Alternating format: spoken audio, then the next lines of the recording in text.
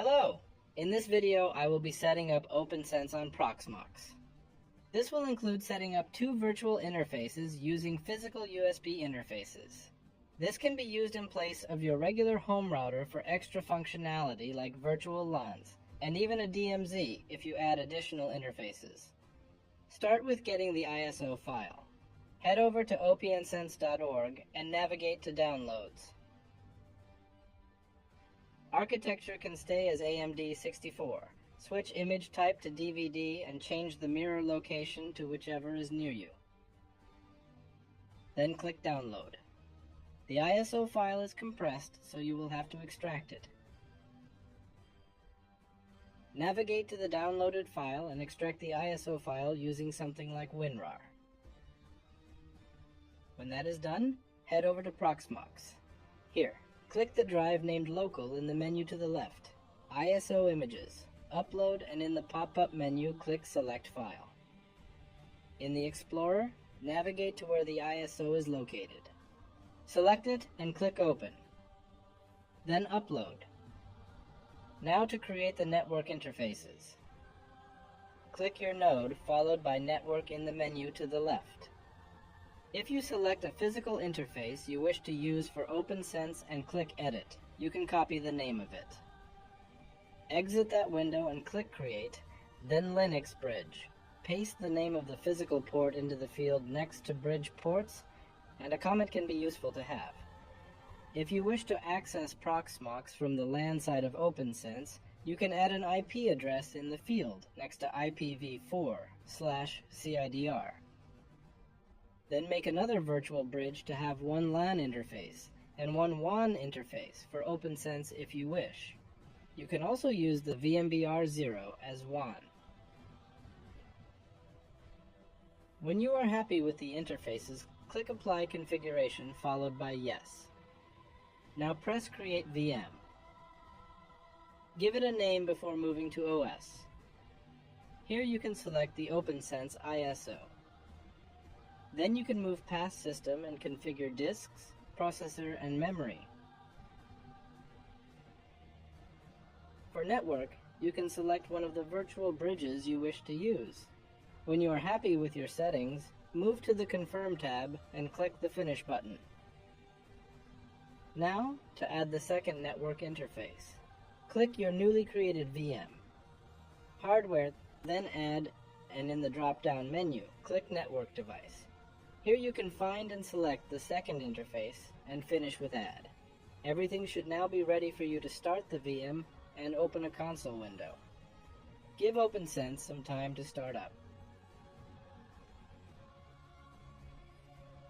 Once you get the login prompt, there are two users you can log in as. One is the root user, but to install OPNsense, use the user with the username installer and OPNsense as password to start the installation. Navigate to your desired key map and press Enter. Test it if you wish or press up, then enter to continue. Next up, you will get a few options. I will install using the default UFS, but you can install using ZFS if you wish. Just navigate to it and press the Enter key. Now select the drive you want to install to and press Enter. In the next window, I will press Enter on Yes to continue with a recommended swap partition of 8 GB. The final step before installation begins is to confirm that everything you might have on the disk will be destroyed. Press the right arrow to Yes, and then the Enter key. When that is done, the installation will start.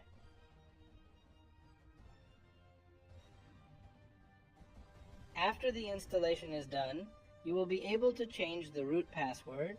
Do that if you wish, and then press Enter on Complete Installation when you are done.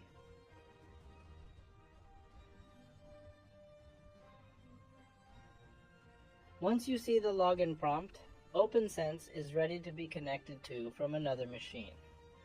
You can either connect directly to a physical LAN interface, or you can do as I will be doing, and add the LAN interface to another virtual machine. OPNsense, use the first interface added as the LAN interface if nothing else is configured. So that is the one to add if you wish to use another VM to do the final configuration steps.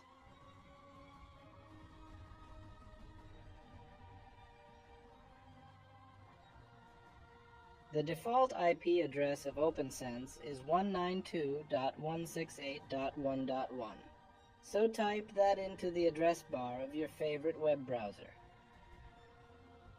You will get a warning about a potential security risk. Just accept the risk and continue. To log in, the username is root, and the password is what you typed in during the end of the installation. If you did not change the password, the default is OPNsense. Once logged in, the general setup wizard should automatically open. This might take a little while before it opens, and if it doesn't, you can find it under System, then Wizard. To get started, press Next. Here you will be able to change the name and domain if you use one. DNS can also be useful to change, but if you are unsure about it, just let it stay empty. Click Next past Time Server. In WAN configuration, all I will be doing is unchecking the block on private and bogan networks, because they can cause some issues if you plan to use it inside your network. If you plan on use this as your router, they should stay checked. The default IP address of 192.168.1.1 can be changed if you wish. Then finally you will get the option to change the root password again. This is not needed if you have already changed it. After clicking Reload, OPNsense is ready to use.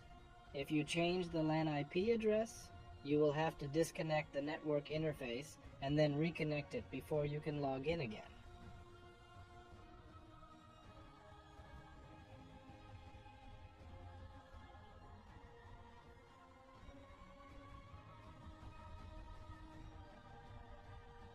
I hope this was of some use.